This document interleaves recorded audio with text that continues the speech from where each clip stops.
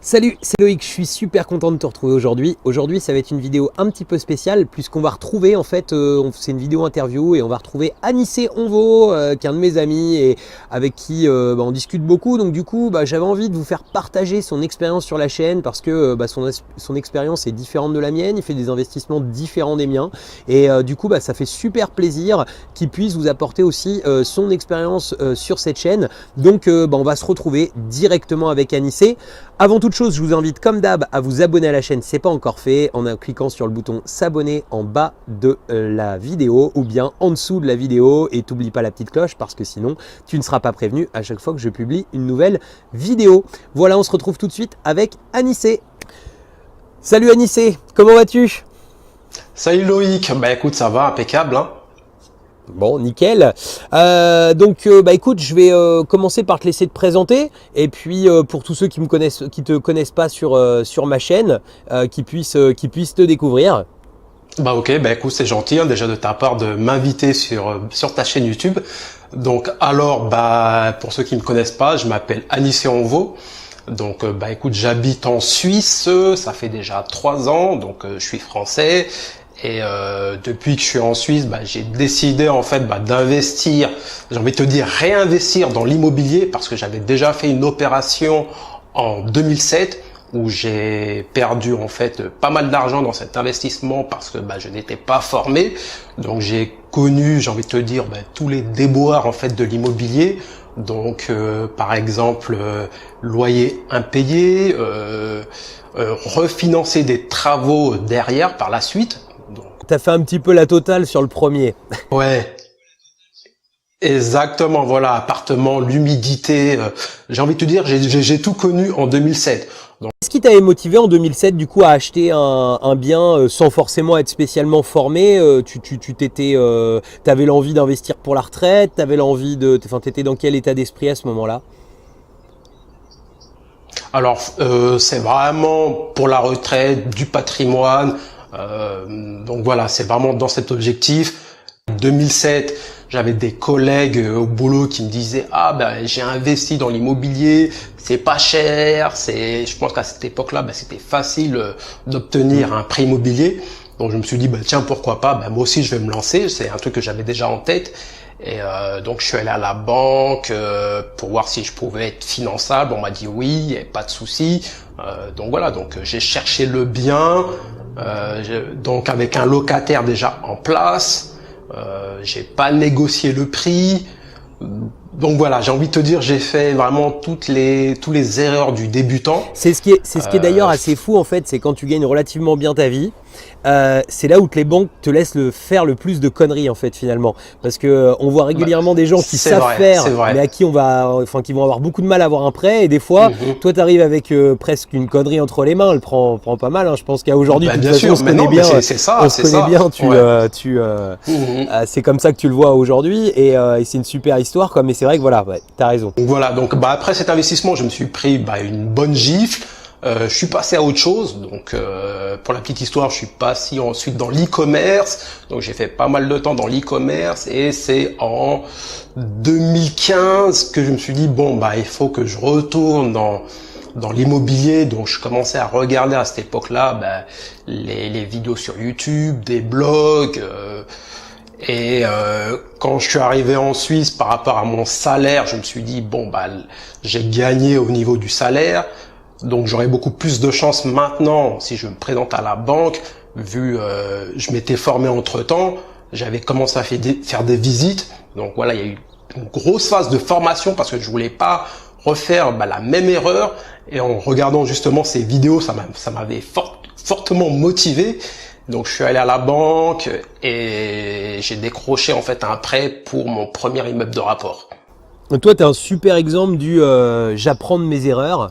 C'est ça. Je les refais pas, et au contraire, là du coup tu étais tellement motivé à bloc que t'as pas dit je refais juste un petit studio pour tester. Tu as été tout de suite un immeuble de rapport. Je crois que tu as 6 logements, je crois, dedans, si je dis pas de bêtises. C'est ça, exactement, 6 logements. 6 logements dedans, tu as été direct. Voilà, exactement, je suis allé direct parce qu'on m'aurait pu me dire On m'aurait pu dire, mais t'es fou, t'as fait une erreur en 2007, t'as perdu de l'argent et là tu t'attaques à un immeuble. Bah, je me suis dit, vu les erreurs que j'ai faites, vu ce que j'ai appris, je me suis dit, de toute façon, je peux pas tomber plus bas. Donc voilà. Et je savais que j'allais faire une bonne opération. J'étais tellement confiant avec les acquis que j'ai. Je me suis dit, bah non, c'est pas possible. Là, je fais une belle opération. Non mais c'est ça qui est top, c'est quand t'as pris le temps de te former, bah après t'es sûr de toi et au moins quand tu vas, t'as plus cette appréhension et tu sais où tu vas. Puis en plus je crois que t'as acheté un bien qui était déjà loué, c'est ça hein, je crois. Ouais. Donc doublement en plus t'avais ton rapport locatif tout de suite, tu savais ce que ça allait amener tout de suite. Ouais c'est top. Donc voilà. Donc du coup je suis tombé sur un immeuble qui était affiché à 195 000 euros. Donc là cette fois-ci je suis parti dans la négociation. Parce que j'avais fait mes calculs de rendement et je savais à combien je devais le négocier pour avoir un rendement. Donc aujourd'hui, il a affiché un rendement de 13% brut. Ouais, ce qui est top. Voilà. Donc je savais combien je devais le négocier pour être justement dans ces chiffres. Et je l'ai négocié à 165 000 euros. Donc d'accord, ouais, pour 6 logements. Donc voilà, pour 6 logements. Donc j'ai eu de la chance également d'avoir cette stratégie de poser des questions à l'agent immobilier, de lui soutirer des informations. Et dès qu'il m'a dit que c'est une vente parce qu'il y a une séparation, un divorce, je me suis dit là je suis tombé sur le bon vendeur. C'est important, le bon vendeur, on le recherche tous. Voilà. J'en ai sûrement trouvé un tout à l'heure moi d'ailleurs. Ah, mais okay. On en parlera, j'en parlerai sur la chaîne. D'accord. Bon bah cool. Et du coup au niveau, parce que j'avais envie dans l'interview de parler un petit peu d'immeubles de rapport, puisque c'est quand même, tu as plusieurs spécialités en l'immobilier, mais en tout cas ça fait partie de ta spécialité. Du coup les immeubles de rapport, tu les déniches à côté de chez toi, tu les déniches via le Bon Coin, est-ce que tu peux nous donner un petit peu, nous dévoiler un peu ta méthode? Alors moi, comment je l'ai déniché, c'est le Bon Coin. Donc là, c'était spécialement où j'ai passé des heures et des heures sur le Bon Coin. Donc voilà, c'est comme ça que j'ai déniché. Par contre, moi, j'investis pas en Suisse. Je préfère investir en France parce que au niveau du financement, tu as ce fameux financement à 110%. Alors qu'en Suisse, il faut un apport de 20% et le prix de l'immobilier est assez conséquent en Suisse. Donc pour moi, c'était important même d'investir en France, parce que je sais que de toute façon je passerai pas ma retraite normalement en Suisse. J'espère bien pouvoir rentrer en France. Et donc voilà, stratégie sur le Bon Coin, beaucoup de recherches, beaucoup de visites également. Et c'est à ce moment-là que tu commences, j'ai envie de te dire un peu tu commences à avoir en fait la bonne affaire. Tu sais, à force de regarder les annonces, tu dis celle-là, je sens que ça peut être une bonne affaire. 100% d'accord avec toi, je trouve qu'il faut aller mettre les pieds parce que déjà souvent on a tendance à voir des bonnes affaires sur le papier, puis quand tu arrives sur place tu te rends compte que je sais pas, il y avait la déchetterie qui était juste en face ou que à l'intérieur c'est pas du tout comme tu l'imaginais en photo. Bref quoi, ça c'est vraiment, t'as super raison. Et puis par contre c'est vrai que plus ça va, plus tu prends l'œil de l'expert quoi, et que tu vois tout de suite que ce bien là ça va le faire et que tu es parti sur un bon truc quoi. Et toi, du coup, ton secteur, c'est France entière, en fait. T'as pas quand tu as recherché, tu n'étais pas spécialement arrêté sur un secteur en particulier. Alors, si, moi, en fait, mon secteur, c'est le secteur du Doubs. Je pense qu'il est important. Alors, moi, comment j'ai fait, c'est quand je suis arrivé en Suisse, le secteur du Doubs, je ne le connaissais vraiment pas, puisque je suis originaire de la région parisienne. Donc, je me suis laissé 1 an pour connaître le secteur. Donc, comment j'ai fait pour connaître le secteur du Doubs? C'est que j'ai fait des visites. Donc, à force de faire des visites, tu commences à dire cette ville, elle est pas intéressante, elle est trop chère. Cette ville, je commence à la connaître. Tu commences à cibler ton secteur. Donc, au début, il est grand, et plus tu cherches, et plus se rétrécit. Et là, tu dis, c'est ici que je dois investir. Ouais, donc tu étais un peu dans le même état d'esprit que moi, c'est le fait de se développer quand même sur un secteur donné. Bon, il peut y avoir des bons coups ailleurs à un moment ou à un autre, mais le fait de se développer sur un seul et même secteur, ça te permet de vraiment le maîtriser, parce que c'est vrai que quand tu arrives loin, il y a certains endroits, moi je sais qu'à côté de chez moi, il y a des villes qui sont hyper sectorisées, tu investis à 300 mètres l'un de l'autre et tu as un bien qui est limite, je ne vais pas dire dans le quartier, ce serait exagéré, mais en tout cas qui va être beaucoup moins attractif que finalement 500 mètres ou 1 kilomètre plus loin, quoi. Et c'est vrai que pour ça, c'est important de connaître le secteur, tu as raison complètement. Et du coup, tu as eu du mal à te financer, non? Peut-être du fait que tu sois frontalier, du fait enfin, dans quelle mesure, comment tu as fait pour financer ce bien? Alors, en fait, moi, j'ai un statut de non-résident, donc qui en fait, j'ai la chance d'avoir un bon salaire, mais le fait d'être non-résident, donc j'ai plus la fameuse fiche d'imposition en France.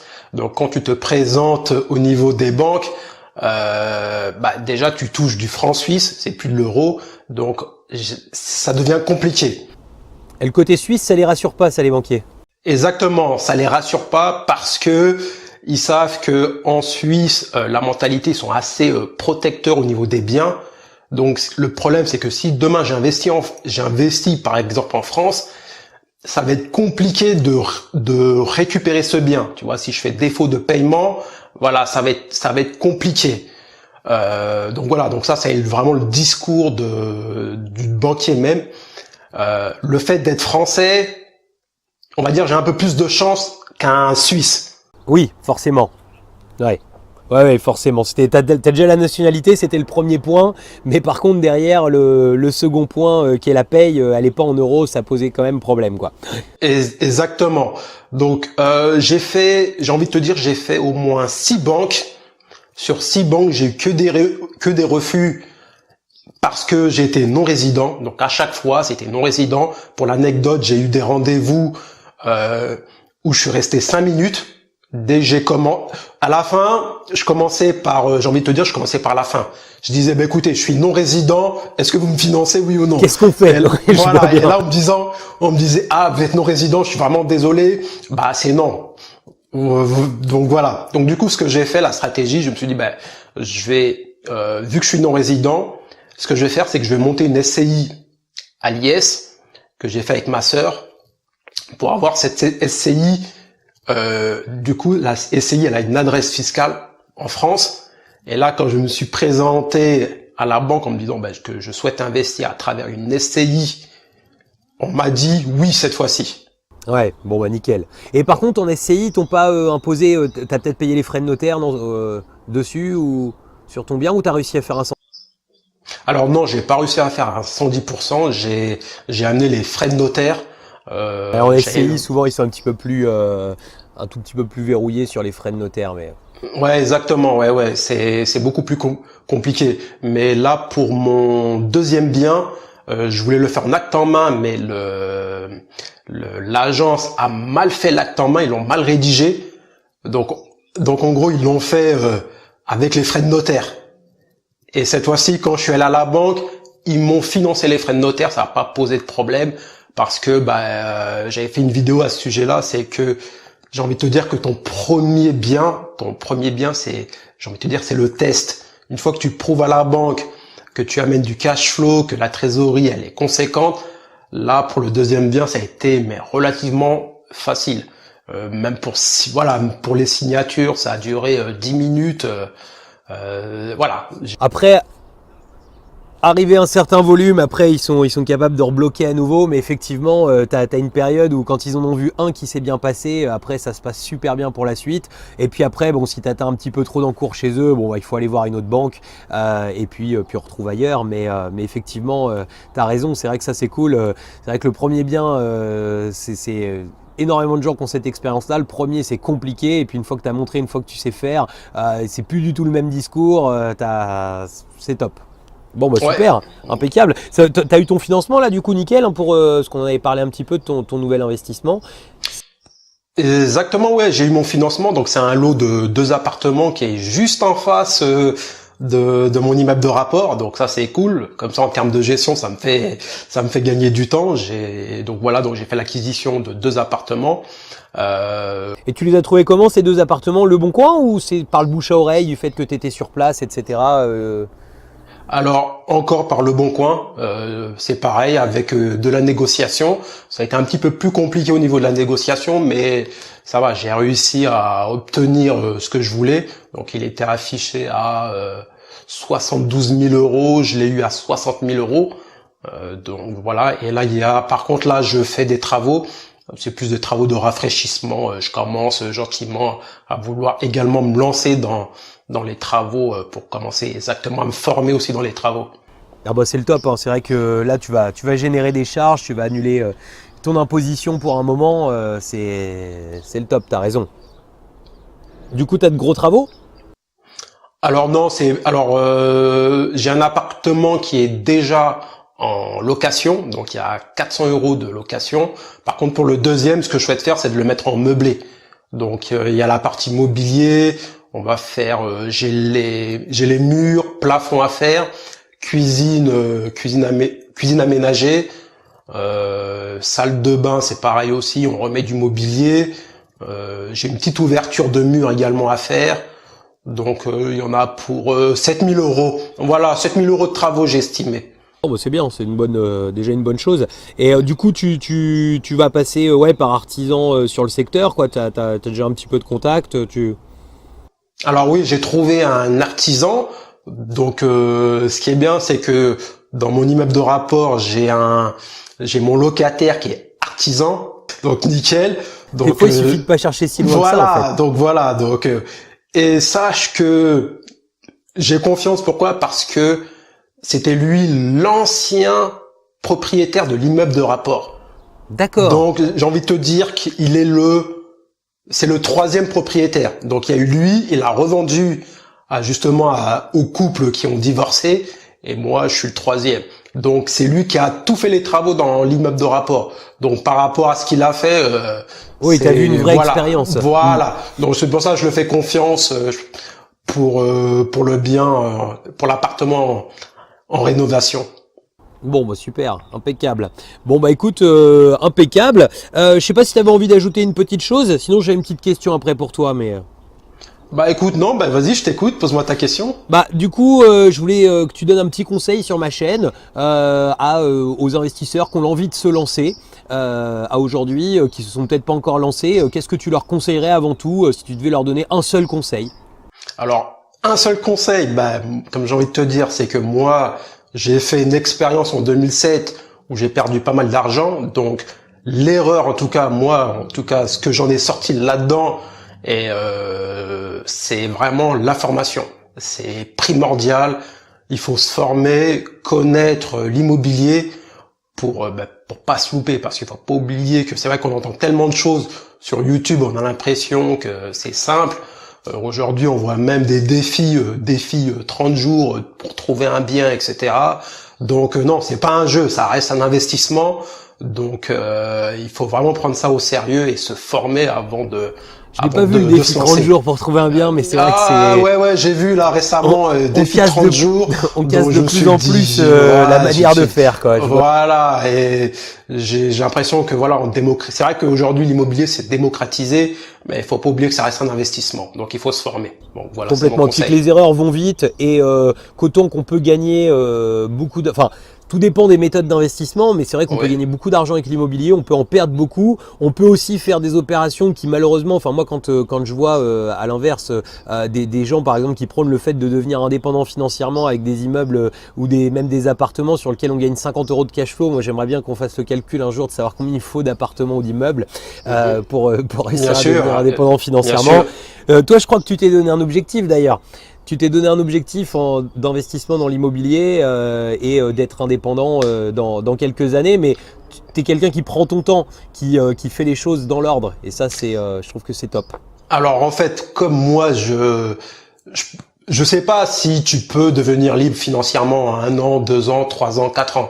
Je sais pas. Donc je préfère me laisser 10 ans. En fait, moi c'est l'objectif. Je me suis laissé 10 ans. Je me suis dit je me laisse 10 ans. Ça me permet de me constituer mon patrimoine immobilier et de prendre le temps de faire des bonnes acquisitions et ne pas me mettre la pression parce que rester avec des challenges en disant dans 3 ans tu sais pas ce qui peut t'arriver. Dans 3 ans tu peux tomber malade.